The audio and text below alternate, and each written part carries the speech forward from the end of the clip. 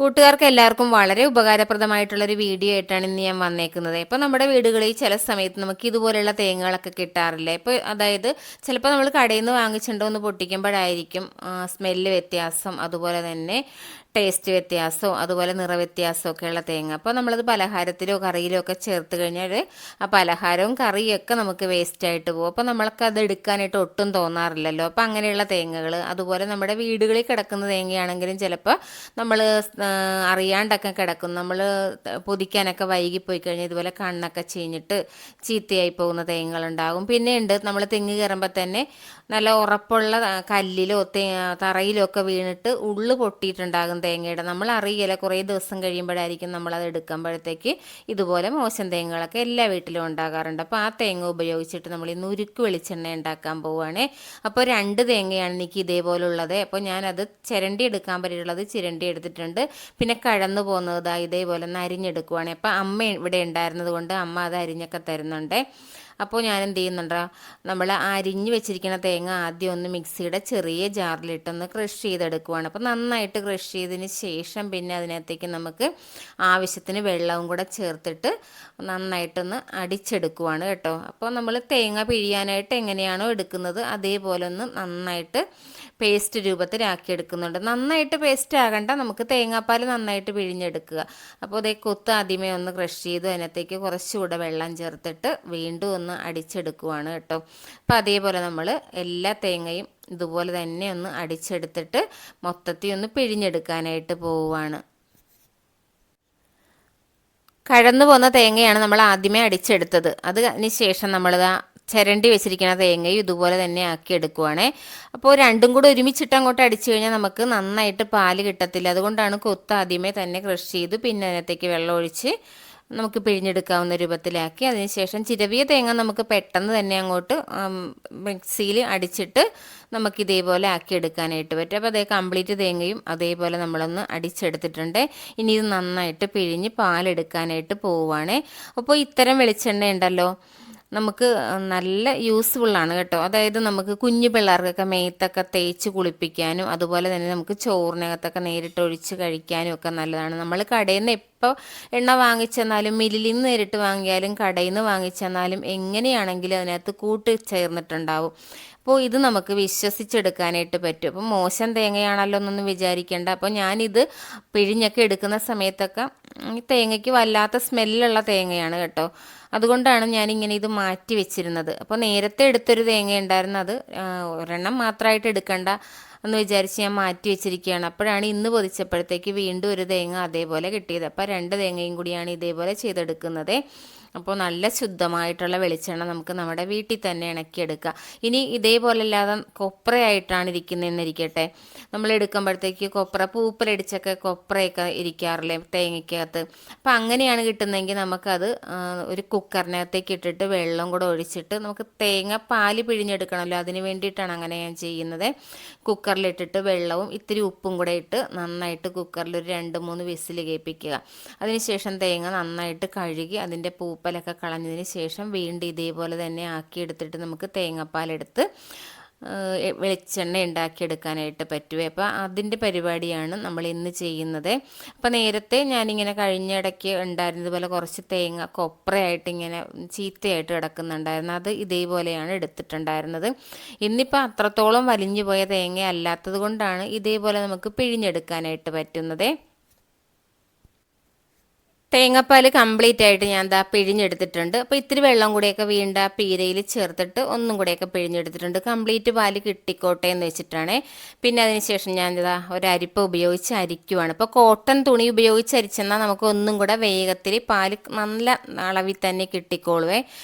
അങ്ങനെ നമ്മൾ നന്നായിട്ട് പിഴിഞ്ഞെടുക്കുകയാണ്. ഇതിന് ശേഷം ഉണ്ടല്ലോ ഒരു ദിവസം ഫ്രിഡ്ജിലോട്ട് വെക്കുകയാണ് കേട്ടോ. ഒരു 24 മണിക്കൂർ ഫ്രിഡ്ജിലിരിക്കട്ടെ.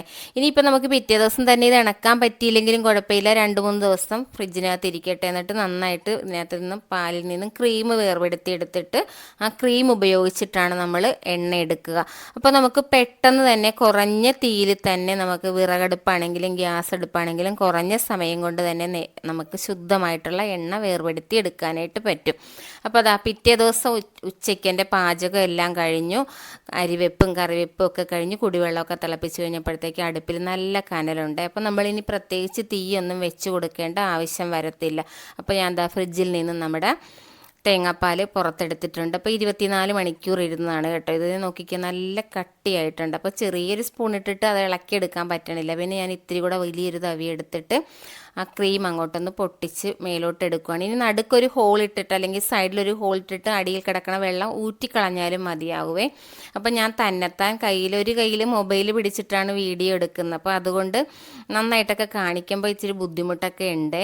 അപ്പോൾ അതിനകത്തുനിന്ന് ക്രീം കണ്ടോ, ഇത്രയും കട്ടിയായിട്ട് നമുക്ക് കിട്ടിയിട്ടുണ്ട്. 2 തേങ്ങയിൽ നിന്ന് ഇത്രയും ക്രീമാണ് കിട്ടിയേക്കുന്നത്. അപ്പോൾ അതെല്ലാം ഞാൻ കംപ്ലീറ്റ് ആയിട്ട് നമ്മുടെ വിറകടുപ്പിലൊരു പഴയ ചട്ടിയാണ് വെച്ച് കൊടുത്തത്. അതിനകത്തേക്ക് ഞാൻ ഇട്ട് കൊടുക്കുവാണ്. അപ്പോൾ ഇത് വെച്ച് കൊടുത്തിട്ട് ഞാൻ പിന്നെ അവിടെ നിൽക്കാനൊന്നും പോയില്ല. പിന്നെ തീയൊന്നും വെച്ച് കൊടുത്തില്ല. ഞാൻ പിന്നെ ഊണൊക്കെ കഴിക്കാൻ പോയി. എല്ലാം കഴിഞ്ഞിട്ട് വീണ്ടും വന്നപ്പോഴത്തേക്ക് ഇതേപോലെ നന്നായിട്ട് അതിനകത്തു നിന്നുള്ള ക്രീമിൻ്റെ തേങ്ങയുടെ അംശമൊക്കെ അടിയിലിരിക്കുന്നുണ്ട്. ഇളക്കുകയൊന്നും ചെയ്യുന്നില്ല. ഇളക്കിക്കഴിഞ്ഞാലുണ്ടല്ലോ ആ അടിയിലുള്ള ആ പോർഷനൊക്കെ ഇങ്ങനെ വിട്ട് കിടന്നിട്ട് എണ്ണ നമുക്ക് അരിച്ചെടുക്കാനായിട്ട് ഇത്തിരി ബുദ്ധിമുട്ടാണ്. പക്ഷേ അങ്ങനെയും ചെയ്യാം കേട്ടോ. പക്ഷെ നമുക്ക് ഇതേപോലെ ചെയ്ത് കഴിഞ്ഞാലുണ്ടല്ലോ എണ്ണ വേഗം തന്നെ ഇങ്ങോട്ട് ഊറ്റിയെടുക്കുക. അതായത് ഈ തേങ്ങാപ്പാൽ അങ്ങോട്ട് വെച്ച് കഴിഞ്ഞാൽ തേങ്ങയുടെ ക്രീം വെച്ച് കഴിഞ്ഞാൽ പിന്നെ സ്പൂണ് കൊണ്ടോ തവി കൊണ്ടോ ഒന്നും ഇളക്കണ്ട. നമ്മൾ ഇതേപോലെ തന്നെ ഇരുന്നാൽ നല്ല കനലിൽ ഇരുന്നാൽ മതിയാവുമേ. പിന്നെ ഇത് കണ്ടോ, അപ്പോൾ തിളയൊക്കെ കഴിഞ്ഞ് ഇതേപോലെ ഇങ്ങനെ പാലിന് വേർപെട്ടിട്ട് അതിൽ നിന്ന് എണ്ണ ഇങ്ങനെ തെളിഞ്ഞ് വരുന്നുണ്ട്. ഈ സമയം വരെ ഞാൻ ഒരു തരി പോലും തീയൊന്നും വെച്ച് കൊടുത്തിട്ടില്ല. അപ്പോൾ നമുക്ക് 5 പൈസയുടെ പോലും ഗ്യാസ് ചിലവാക്കാണ്ട് അല്ലെങ്കിൽ പ്രത്യേകിച്ച് അഡീഷണലായിട്ട് തീ വയ്ക്കാനൊന്നും ഉപയോഗിക്കാണ്ട് തന്നെ നമുക്ക് എണ്ണ വേർപെടുത്തി എടുക്കാൻ പറ്റുമേ. അപ്പോൾ അതേ നോക്കിക്കേ, ആ ചെറിയ തീയിലിരുന്ന് എണ്ണ റെഡിയായി വന്നിട്ടുണ്ട്. അപ്പോൾ എണ്ണ വേർപെടുത്തി എടുക്കാനും എളുപ്പമാണ്. ഇടയ്ക്ക് തവിയൊക്കെ ഇട്ട് ഇളക്കി കഴിഞ്ഞാൽ നമുക്ക് ഇതുപോലെ എണ്ണ ഊറ്റിയെടുക്കാൻ ഇച്ചിരി ബുദ്ധിമുട്ടായിരിക്കുമേ. അപ്പോൾ കുറച്ച് സമയം ഇങ്ങനെ ചരിച്ച് വെച്ചേക്കുക. ചരിച്ച് വെച്ചിട്ട് എണ്ണ നന്നായിട്ട് തണുത്ത് കഴിയുമ്പോഴത്തേക്ക് ഒരു പാത്രത്തിലേക്ക് നമുക്ക് ഊറ്റി മാറ്റാം. അപ്പോൾ ഒരു ചില്ല് പാത്രത്തിലേക്ക് ഞാനതൊന്ന് ഊറ്റി മാറ്റുവാണ് കേട്ടോ.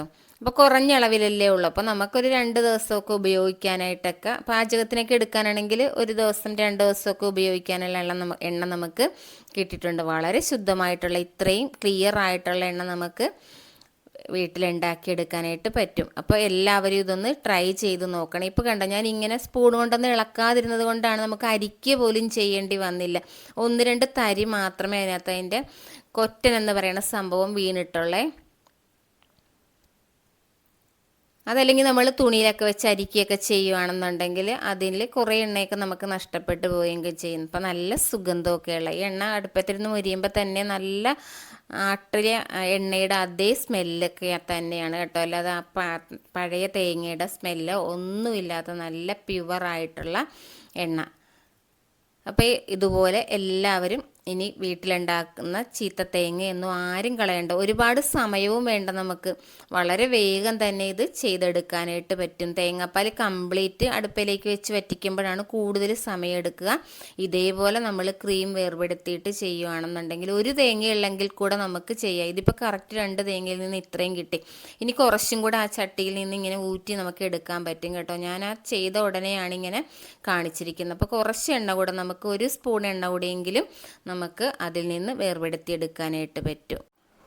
അപ്പോൾ നിങ്ങളുടെ എല്ലാവരുടെയും വീട്ടിൽ ഇതുപോലെയുള്ള തേങ്ങകളുണ്ടാകും. ഇനി ഒരിക്കലും ഇത് കളയരുത്. അപ്പോൾ നിങ്ങൾക്കിത് ഉപകാരപ്രദമായിട്ടുണ്ടെന്നുണ്ടെങ്കിൽ നിങ്ങളുടെ കൂട്ടുകാർക്കും അതുപോലെ ഫാമിലി മെമ്പേഴ്സിനൊക്കെ ഇതൊന്ന് ഷെയർ ചെയ്യുകയും അതുപോലെ തന്നെ നമ്മളുടെ വീഡിയോ ഒന്ന് ചാനലൊന്ന് സബ്സ്ക്രൈബ് ചെയ്യുകയും സപ്പോർട്ട് ചെയ്യുകയൊക്കെ ചെയ്യുക.